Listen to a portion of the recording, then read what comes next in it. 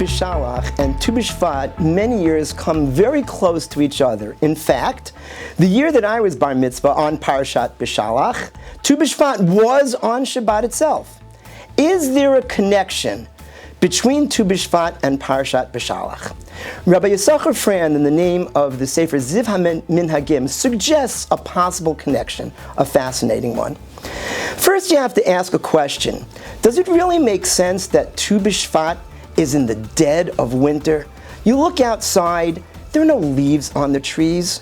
They look dead as a doornail. Wouldn't it make more sense if Tu B'Shvat would happen April time when the trees are blossoming and it's spring?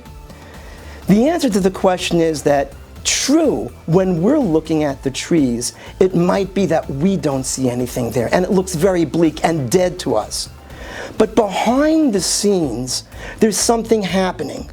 In fact, if you would go up to Vermont, which is the maple syrup capital of the world, you will see in the winter months, you can have all of these so-called sappers, the guys that are wearing the flannel shirts.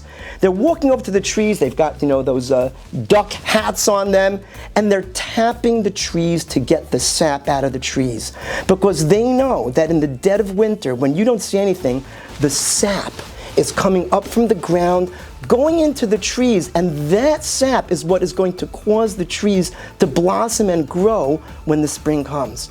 Behind the scenes, the life-giving force for that trees is starting in the dead of winter. You don't see that happening. And this perhaps is a message that Hashem is sending to us when things look very bleak. And you say, what's going to happen? I don't know what's going to be. Don't worry. Hashem already has everything already planned out. The refu'ah, the cure, comes before the makah.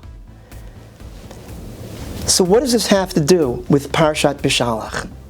In Parashat B'Shalach, you find that Bnei Yisrael, after we came out of Mitzrayim, we crossed the Yam Suf, we sang Az Yashir.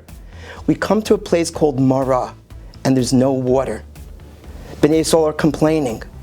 There's a few million people here, they're in desperate need of water, and soon they're going to have a food also. Hashem tells Moshe, Vayoreu Hashem eitz. Hashem instructs Moshe about an eitz, either shows him an eitz or he shows him a tree, and he tells Moshe, you're going to throw that tree into the water, and the water that was bitter is going to become sweet water, and they'll be able to drink the water there. Why did Hashem specifically tell Moshe to go ahead and use a tree, an eitz of all things? Moshe could have taken a stone and thrown it in. Any object can be thrown in. Hashem's going to make a miracle and the waters will become sweet. The reason Hashem told Moshe to take an eitz is because the eitz represents the fact that sometimes it looks bleak. Sometimes the tree does not have any leaves on it. Sometimes you don't know what's going to happen. Hashem says, remember the tree. Remember that in the dead of winter, when things look very bleak, that's when the life in the tree is starting to rise, and it's going to change everything. You just have to wait until the leaves start coming out.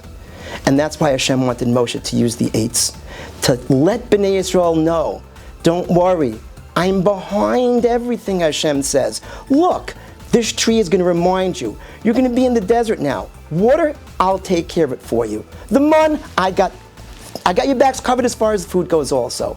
And it's a lesson for us also for life. Don't ever think a situation is so bleak that I'm so desperate. Don't worry, Hashem has us covered. Remember the trees. Have a happy Tu B'Shvat.